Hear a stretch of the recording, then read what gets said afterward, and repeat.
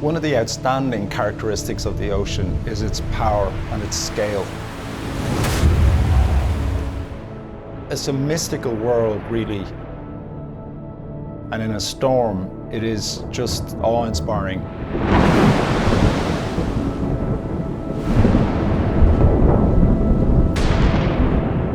But what most of us living on land don't realize is that we are actually connected to the ocean by sounds that we cannot hear. Even at home, ground vibration sounds are coming in from the ocean, whipping underneath our feet, vibrating our table, vibrating our house.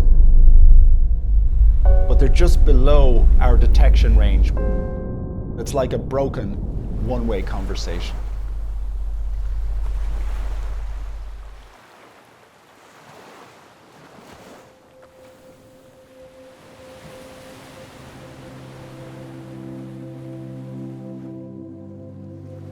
I suppose for me, realizing that we're connected to the ocean through sound is special because it allows us access to the ocean. The ocean is very remote, it's hard to access, and here we have it sending us information all of the time.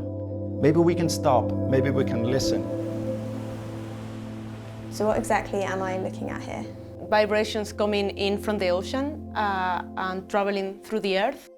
What we want to do is bring those sounds into the human realm so that we can complete the loop and build a two-way connection.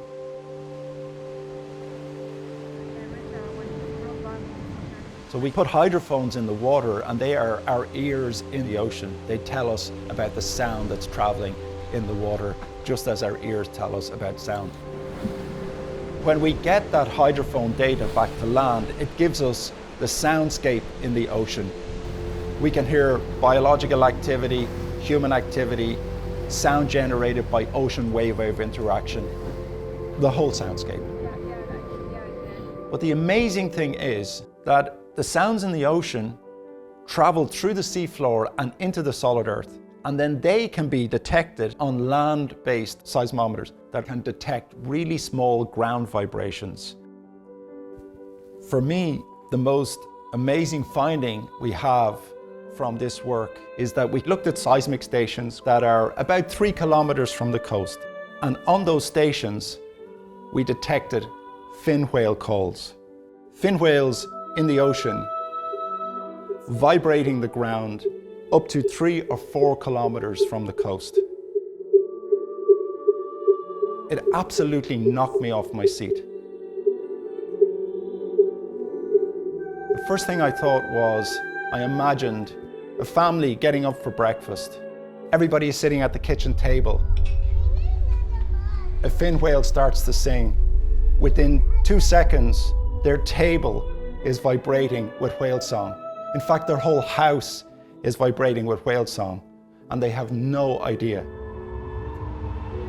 I just thought this is such a beautiful thing, such a poetic thing. And there is our connection back to the ocean, that broken connection that we need to build, that bridge that we need to build back to this beauty. A fantastic way to bring people into this conversation is through music. Over the past decade or more, I've been working with visual and with sound artists.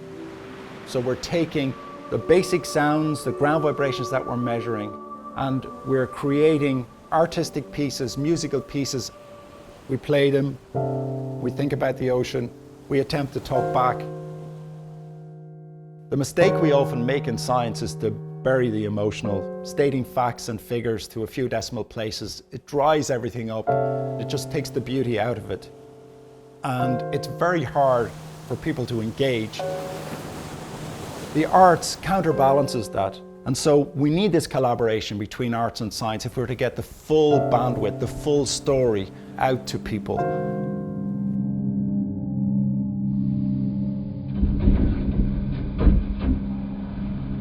By listening to the ocean, what it has to say to us through these remote sounds, we can develop a more empathetic relationship with the ocean in the future. The ocean has been treated poorly by us humans. What we would like to see as one of the outcomes of this work is to get people connected better to the ocean. Do we care about the ocean as much as we care about our pet? If we can get to that point, then we will treat the ocean better.